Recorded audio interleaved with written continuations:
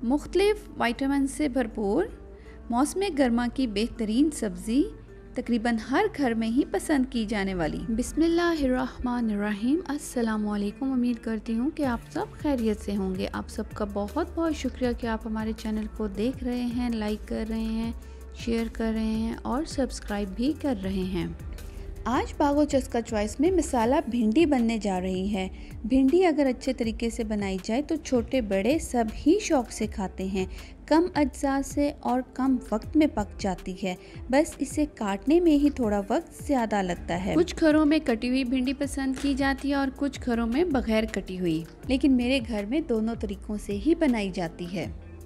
जैसे मसाला भरी भिंडी, ये बगैर काटे ही पकाई जाती है और इसकी वीडियो जो है वो मैं पहले अपलोड कर चुकी हूँ और इसका लिंक जो है वो डिस्क्रिप्शन में दे दिया गया है।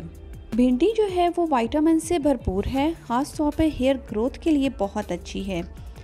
तो जब इसका मौसम हो तो इसे ज़रूर पका के खाना चाहिए। चलिए, बातें तो बहुत हो चुकी, अब चलते हैं पकाने की तरफ।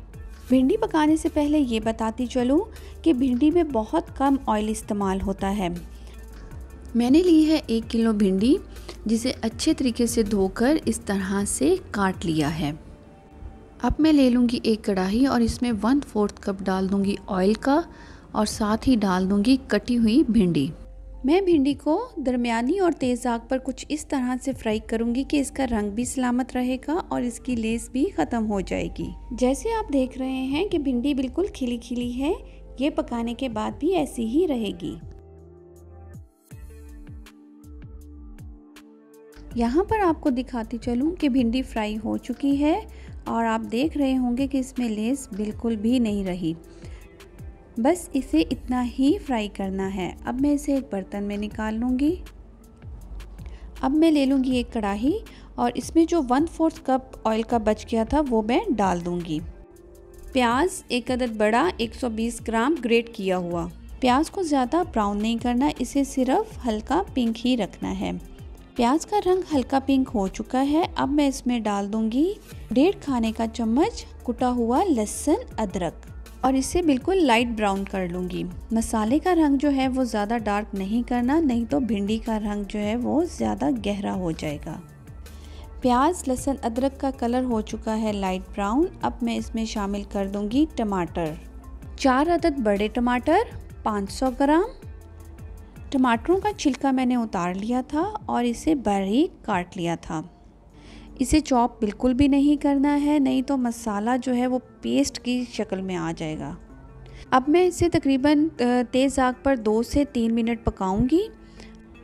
3 मिनट तेज़ आग पर पकाने के बाद मैं इसमें डाल दूंगी कुटी हुई लाल मिर्च 1 चाय का चम्मच, लाल मिर्च पाउडर आधा खाने का चम्मच, हल्दी आधा चाय का चम्मच, सूखा धनिया 1 खाने का चम्मच बारीक कुटा हुआ। अब इन सब चीज़ों को मिक्स कर ढक कर 15 मिनट के लिए रख दूंगी दम की आग पर।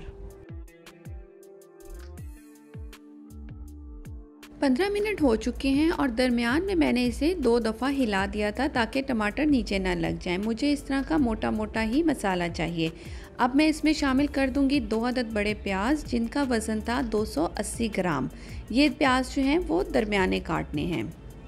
प्याज डालने के बाद तकरीबन 2 से 3 मिनट तेज़ आग पर मैं इसे पका लूँगी ताकि ये अपना पानी ना छोड़ दें। दरमियानी आग पर 4 से 5 मिनट का दम लगा दूँगी। 4 से 5 मिनट हो चुके हैं। अब मैं आपको दिखा देती हूँ कि ये दम के बाद किस तरह से लग रहे हैं। ये देखें, प्याज बिल्कुल भी नहीं ढला है, बल्कि खड़ा खड़ा खिला खिला अलग अलग नज़र आ रहा है। अब मैं इसमें भिंडी डाल दूँगी। भिंडी फ्राई करने के दौरान ही आधे से ज़्यादा पक चुकी थी। अब इसे तकरीबन 5 से 7 मिनट लगेंगे हल्की आग पर दम देने के लिए। यहाँ पर आप देख रहे होंगे कि जिस तरह से मैं मिक्स कर रही हूँ, आपको भिंडी का कलर नज़र आ रहा होगा कि इसका रंग बिल्कुल भी ख़राब नहीं हुआ है और इसमें लेस भी नहीं है, पानी भी नहीं है, ना प्याज़ों का और ना ही भिंडी का। यहाँ पर ये भी बताती चलूँ कि सब्जियों को बहुत ज़्यादा जो है वो गलाया नहीं जाता, बस पकाया जाता है। सब्जियाँ हमेशा खाने में खड़ी खड़ी ही अच्छी लगती हैं।